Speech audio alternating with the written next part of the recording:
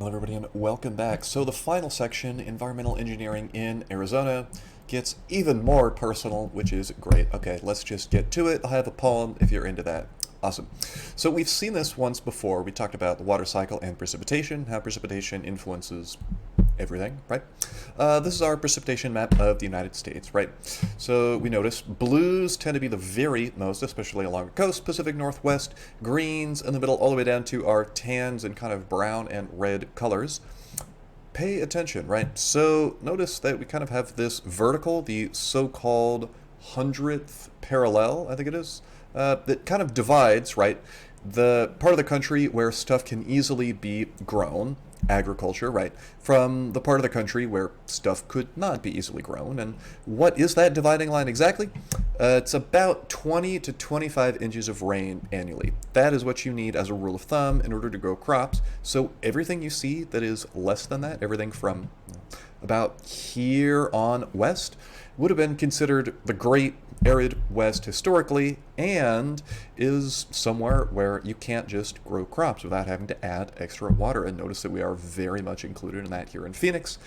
Here in the valley, we get something like 10 to 12 inches of rain annually, and pretty much all of it comes within the monsoon months during the summer and early fall, right? So we'd be about here. This is an issue, right?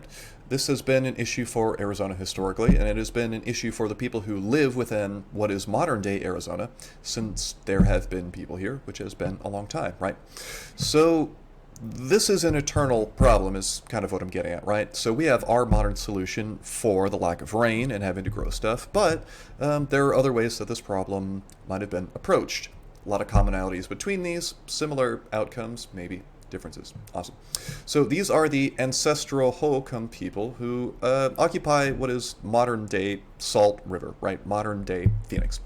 Word comes from Pima, those who vanished. So this is the ancestor group of modern-day Native American tribes in the state of Arizona, who somewhere around 1300, 1400 AD just seems to have dropped off the face of the earth, is just gone from the record. They were irrigators, so they were living in an irrigation society where instead of having to rely on rainwater, which as we established is not reliable at all, they made canals and they routed water around, and then they could grow way more, and they could grow it all within a condensed area, both of which is really, really good for surviving and thriving. Ancestors of modern-day Salt River.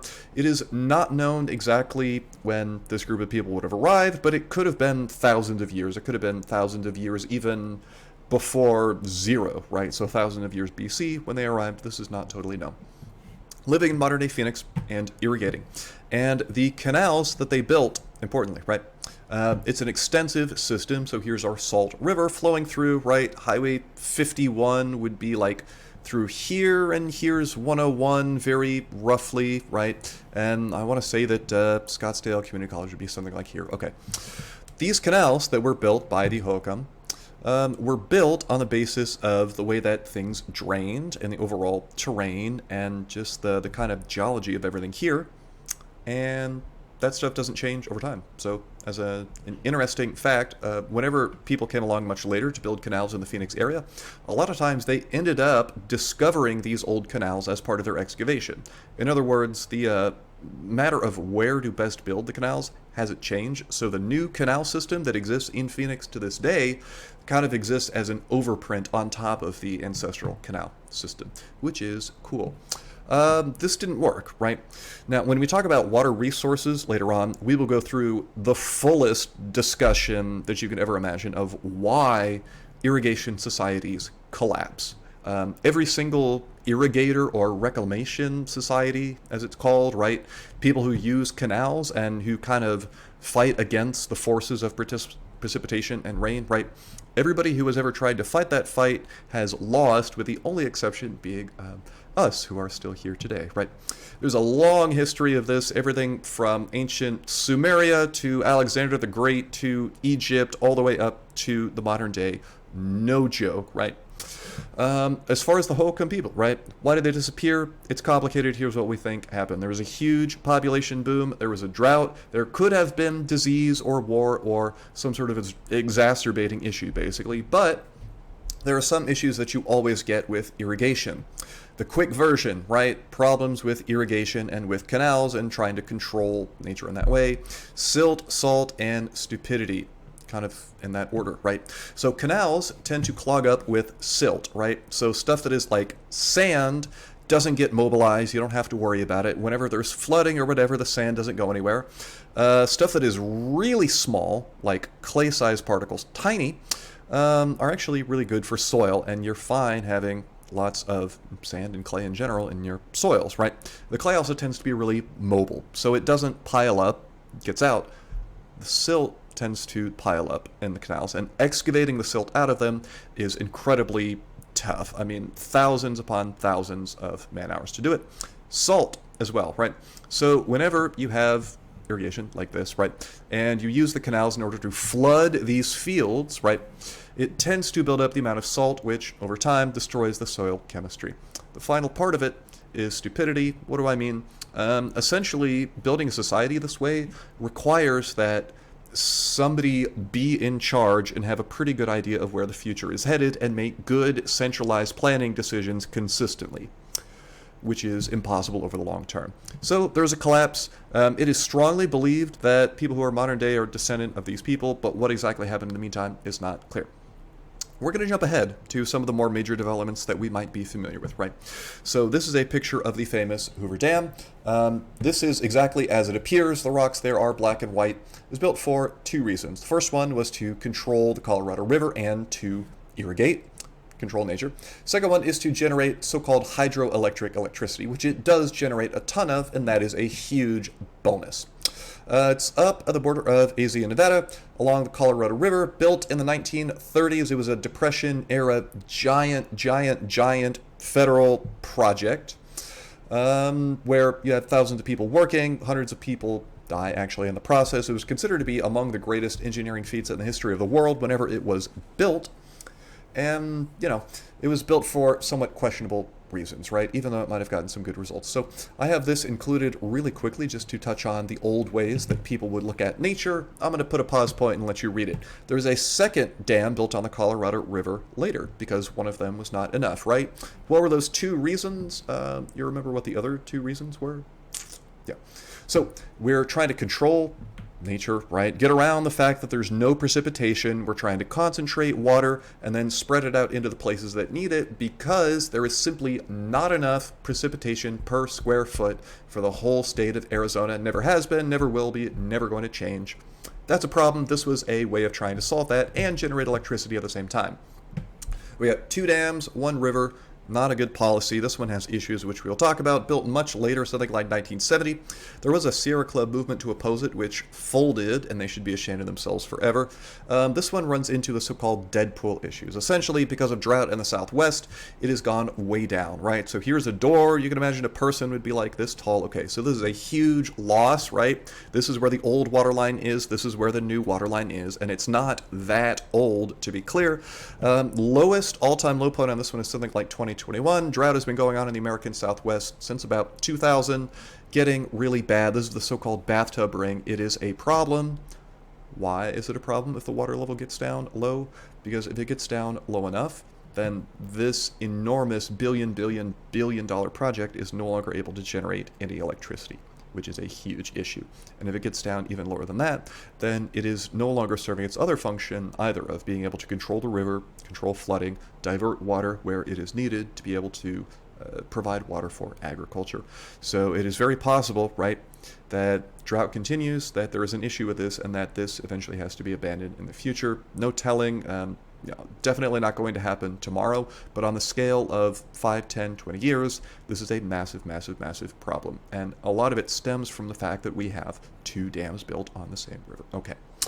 This is just an overview of the state of drought in the American Southwest. Notice commonalities in these. That's all I'm going to say about it for now. Scottsdale. So Scottsdale water. All right, issue of water for us in the valley is a big one, and there's a lot of messaging that is confusing about it. We will come back when we do water resources and really lay this one straight, but some things to be aware of in the meantime, okay? Scottsdale water is this kind of public-private partnership. It is extremely high dollar, billion-dollar stuff, entire teams of engineers with expertise, all right? these people are extremely sophisticated. They know what they're doing. You don't have to agree with their policies or choices, but they got the knowledge. This has some of the state-of-the-art, like, water treatment facilities in the entire world are here in Scottsdale. This is where the water supply comes from for the city, but this is kind of distinct from where a lot of the treated water goes. So we talked about how, okay, where does the water go when it goes from the water treatment plant, right? That it can be put back into the ground, it can be put into a river on the surface, or it can be recycled. This is one of those use cases onto things like golf courses. Broadly speaking, there is this association that golf courses are really bad for the environment. That can be true. It can be true that they harm the environment or use a ton of water. But in other cases, they can be put together in a way that is actually really environmentally responsible. It kind of depends on where you are, kind of depends on the specific golf course, but the ones that we have in the Valley in general and the ones in Scottsdale are actually really, really smart and ahead of the ball on this. If you don't believe me, I can provide some convincing, but it's true, right? These tend to be areas which are actually much greener than the urban spaces around them and can actually improve the environment in some way. Now, there's the other part of it, which is that they generate an incredible amount of business and revenues, right? Which is why they exist in the first place. But the point is that this really is a state-of-the-art way of smartly making the best out of what could be a really bad system. Municipal solid waste in Phoenix. So long story short, everything ends up in a landfill near Buckeye, and if you're not good, it'll be you as well. There's two major stations which process before it goes to, a lot of times, the landfill in Buckeye. One of them is in far north Phoenix, one of them is in South Phoenix, where people essentially do two things. They take trash from all over the city, they sort it, right, into these different, like, domains, essentially, right? Recyclables, and then you got green stuff, and then you got aluminum, and then you got paper and cardboard, and then you got plastic. Okay.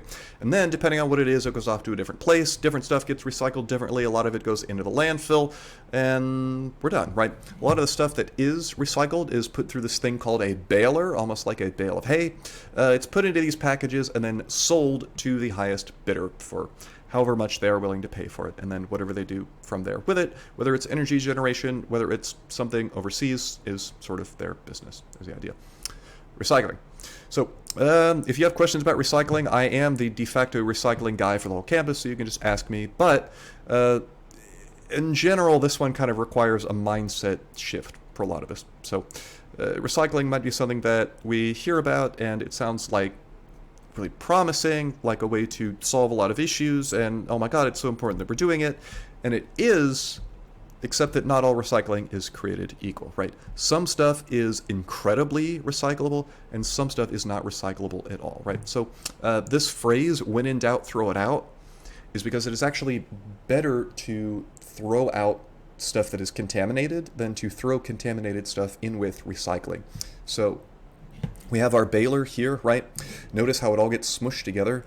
If this is even more than like 1% contaminated, and by contaminated I mean food especially, people a lot of times won't buy it. Even people who are not very picky will not buy it. So in general, if you're not sure whether something can be recycled or not, throw it away. Hierarchy on this one, right? Glass, aluminum, metal are the most important, especially containers. Aluminum is up to like 90% circular or recyclable, which is awesome. Paper is next, something like 30 to 65% recyclable. Plastic, especially plastic containers, not all plastic. Plastic bottles and containers, stuff that has caps and lids. Hard plastics, and then everything else, which we're not even going to consider for this, all right? Overall, City of Phoenix has something like a 25% recycle rate. LA does much better than we do, but we are limited in what the city can take. These are kind of the top 10 things, but in general, glass, aluminum, metal, paper, stuff you recycle, plastic containers you can recycle, but that's pretty much it. If you're not sure, then don't recycle it. Don't risk contaminating. Okay, real quick, I know you can pause and read through these on your own. Question, so where does our trash go? We talked about those three places, landfill, incinerator, and recycle. Benefits and drawbacks of each. We talked about how it's more important to reduce than reuse than recycle, and why. We talked about where city water tends to come from, and where it goes being more important, gray water versus black water systems, and this pipeline from the house to the sewer, the treatment facility, back into the ground, and then to another source. We talked about about this difference between remediation and restoration, these designations of brownfield and Superfund sites, how each is managed, and then finally, the ways that environmental engineering impacts us in Arizona, including recycling in Phoenix and the history of irrigation. So, congrats.